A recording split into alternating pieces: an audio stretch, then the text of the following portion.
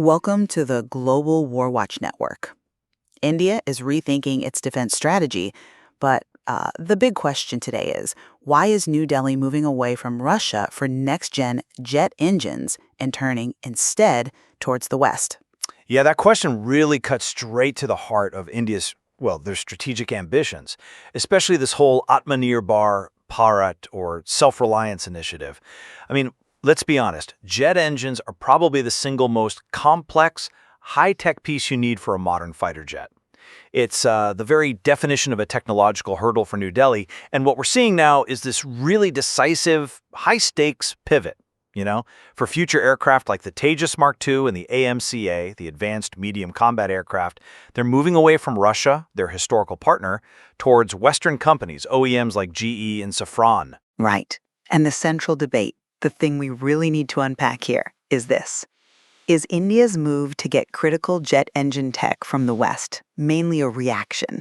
A reaction to Russia's, let's call it structural inability, problems with performance, massive supply chain instability made worse by sanctions, and just the overall geopolitical risk? Or is this pivot actually just speeding up a policy that was already in place, a strategic goal aimed at true technological independence, which recent events might have confirmed, but didn't necessarily cause? And I'll be arguing today that this pivot is fundamentally driven by India's, their absolute insistence on getting deep technology transfer and achieving complete strategic autonomy. It's a policy goal, frankly, that Russia has frustrated for decades, okay? And I'm going to argue that the decision is primarily pragmatic damage control, that it was forced on India by Russia's systemic weaknesses and the acute geopolitical risks that just made continuing to rely on them for the engines, the hearts of India's future fighter jets, simply intolerable. So from my perspective, the evidence really points quite clearly to Russia's shortcomings forcing India's hand. I mean, just look at the constraints on their industrial base. The war in Ukraine, the sanctions that followed, it's put immense stress on them. And we see that in real delays across major programs. It's not just the S-400 air defense systems, but also things like the Talwar-class frigates for the Navy. And then there's the outright cancellation of that crucial Cow-226T utility helicopter deal. That kind of instability, it immediately makes you question Russia's ability to provide the kind of long-term continuous support an engine needs over, say, a 40-year airframe life cycle. Okay, I see why you'd focus on the current operational issues, but I think those difficulties merely provided the necessary catalyst, the push, if you will, for a policy shift that was already struggling because Russia just wasn't cooperating on tech transfer. The shift, I believe, is rooted in India's long-standing, very consistent demand for full control over core engine technologies. And this isn't just about, getting the rights to assemble parts, which, Russia offered sometimes. It's about owning the really critical stuff, the turbine cores, the advanced metallurgy know-how, and crucially, the source code for the FADEX software, the full authority digital engine control. But we can't ignore the performance side of it either. The failure of India's own Indigenous Kaveri engine project, it speaks volumes, doesn't it? I mean, despite decades of huge investment, and even getting testing help from Russia's SAM Institute, the Kaveri just couldn't hit the required 90 kilonewton thrust target needed even for the early Tejas versions. It maxed out around 76 kilonewtons and had serious problems with weight and fuel efficiency. That technical gap immediately forced India to bring in the imported GE F404 for the Tejas Mk2 and 1A.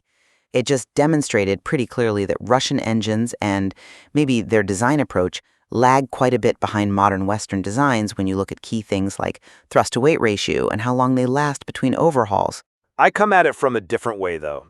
That performance gap you mentioned is, I think, intrinsically linked to Russia's refusal to transfer the enabling technology.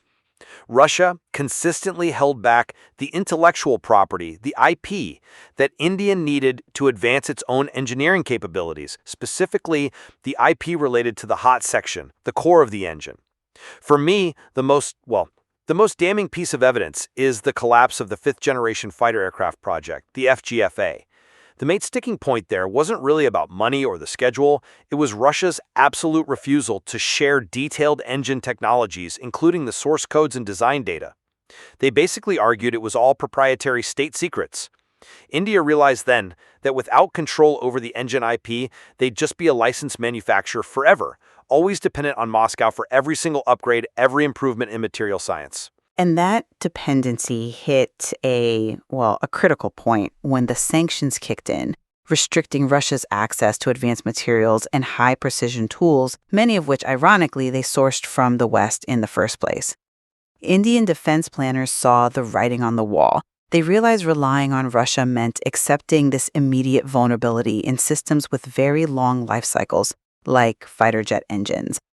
They saw the practical risk. It wasn't just about delays anymore, but the real possibility of spare parts supplies completely drying up, or payments becoming impossible because of banking restrictions.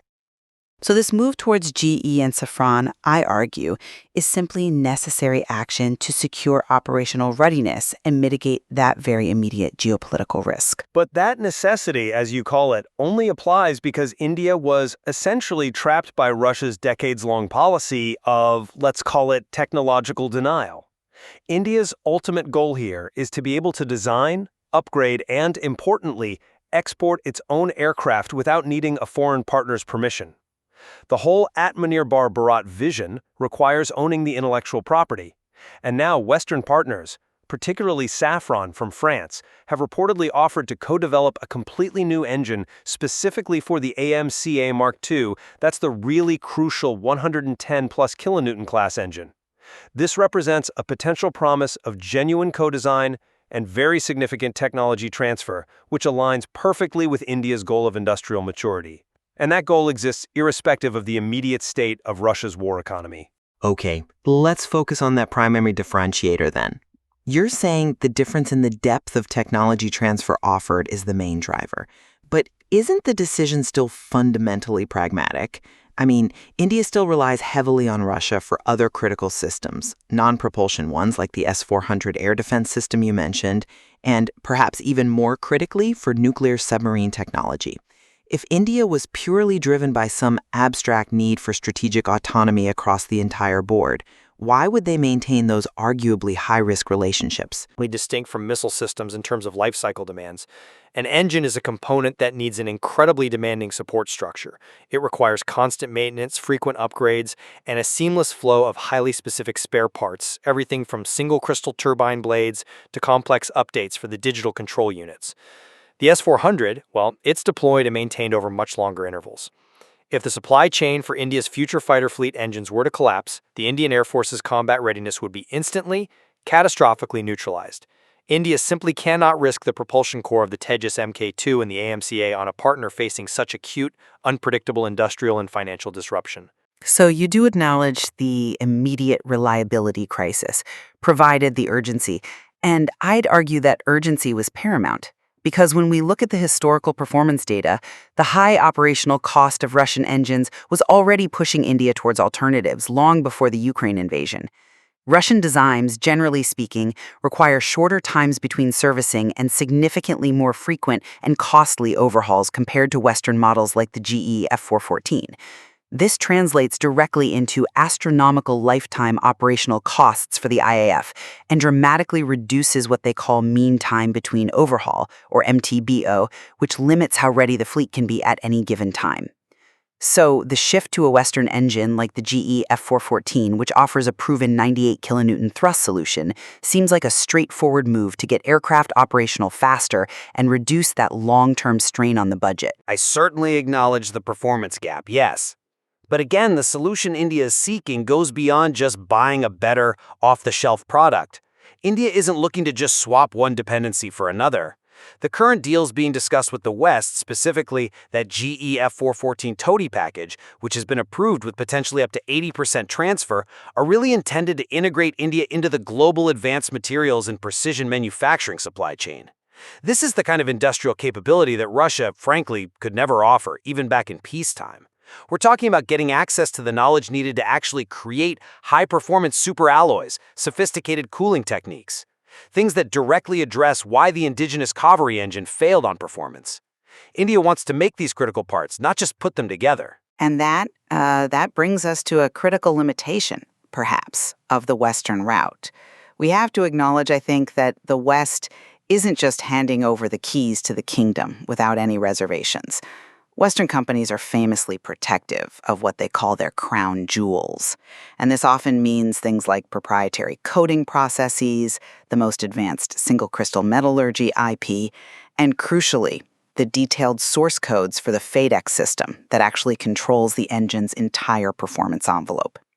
Licensing costs are going to be high, and reliance on U.S. export control regimes, particularly ITAR, well, that imposes its own set of significant political dependencies, doesn't it? Absolutely. The risk of West withholding some core IP is real, no question. However, the regulatory environment, I would argue, is fundamentally different. Yes, ITAR constraints exist, but the U.S. relationship with India is now governed by these comprehensive foundational agreements, COMCASA, BICA, and this new ICET initiative on critical technologies. These frameworks provide a predictable, albeit sometimes complex, structure for technology sharing and compliance. And that structure ultimately supports India's goal of eventually exporting its own military platforms. But that prediction rests on a stable geopolitical alignment, which, could always shift. Relying on ITAR means that any future decision by India, say, to sell an AMCA Mk2 powered by Western tech to a country that U.S. doesn't approve of, well, that sale could potentially be vetoed or at least be subject to continuous U.S. political pressure. Isn't that a dependency that sort of mirrors the exact kind of leverage India wanted to escape by pivoting away from Russia in the first place? That's true, it is a dependency. But I think we're weighing two different types of risk profiles here. On the Russian side, the risk became acute and unpredictable. A sudden war, a new sanctions regime, could instantly disrupt the entire supply chain and render the system useless. We saw that with the S-400 payment issues. On the Western side, the risk is more structured and negotiable. The constraints are generally known up front, they're formalized through treaties and agreements, and they're usually tied to political and strategic cooperation that India is actually actively deepening right now. For long-term autonomy, having a predictable constraint, even if frustrating, is arguably far better than facing unpredictable collapse. So the Western pivot, I believe, provides the necessary framework for India to evolve from being just an importer to becoming a genuine co-developer, even if maybe the last, say, 20% of the really cutting-edge tech remains elusive for the time being. So ultimately, I still maintain that the decision to pivot on its most critical next-generation procurement, the fighter engine, is largely a necessity. It's born out of Russia's structural and geopolitical fragility. India is reacting pragmatically to that combination of Russia's lagging performance historically, its long-standing unwillingness to share core IP, and now this acute risk amplified by sanctions and the war-diverting industrial focus. This move is, in essence, pragmatic damage control needed to secure the operational readiness and the future capability of its fighter programs. And I'd frame it differently. I disagree that it's primarily a reaction. I see India's shift as fundamentally aligned with its long-term strategic goal of technological self-reliance, a goal set years ago. They are now in a position to select partners, Safran and GE, whose competitive offers, especially regarding co-development, deep TOT, and proven reliability, finally match India's ambition to actually own the intellectual property and become a genuine global aerospace power. Russia's recent failures simply clarified that decision, perhaps accelerated it, but the policy trajectory towards this kind of autonomy was, I think, inevitable. Well, this discussion certainly highlights that while the foundational relationship with Russia remains necessary, at least for legacy systems and certain niches, the strategic and technical demands for next-generation combat systems really demanded a choice driven by technical feasibility, yes, but also critically by that desire for long-term industrial autonomy. Indeed. And that choice has definitely placed India in a crucial transition phase. They're moving away from a very deeply entrenched supplier to try and lay the groundwork for a future of genuine, though certainly challenging, technological independence. Thank you for joining us today for this quite complex discussion on the forces driving India's defense strategy overhaul. Yes, and we hope this provided some useful perspectives on the strategic and technical forces behind this really major geopolitical shift in global defense partnerships. Thank you all for your time and participation. Please do like, share, and subscribe to the Global Warwatch Network. And please do share your own thoughts in the comment section below and join us on social media. You can find all the links provided in the description.